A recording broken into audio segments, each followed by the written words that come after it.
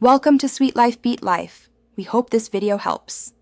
In this video, I will show how to replace the battery in a Chevy Equinox key fob.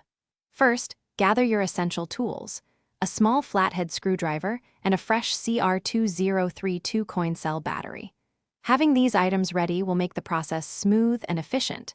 It is important to work in a well-lit area to clearly see the small components. This simple task can be completed in just a few minutes, restoring full functionality to your key fob. Now, let's open the key fob. Look for a small indentation or slot on the side of the fob, usually near the key ring. Carefully insert the tip of your small flathead screwdriver into this slot. With a gentle twisting motion, you can pry apart the two halves of the key fob casing. Be sure to apply steady, even pressure to avoid damaging the plastic housing. The two pieces should separate with minimal effort. With the key fob open, you will see the old battery. Before removing it, observe its orientation, noting which side faces up.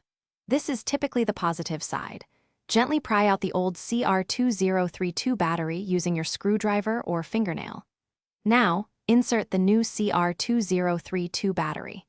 Ensure the positive side, usually marked with a plus sign, faces upwards, matching the original orientation. This ensures proper contact and functionality. Finally, it's time to reassemble your key fob. Carefully align the two halves of the casing, making sure all the buttons and internal components are properly seated. Gently press the two halves together until you hear and feel them snap securely into place. Once reassembled, test all the functions of your key fob, such as locking, unlocking, and the panic button, to ensure the new battery is working correctly. You're all set. Thanks for watching. Consider subscribing if we helped you.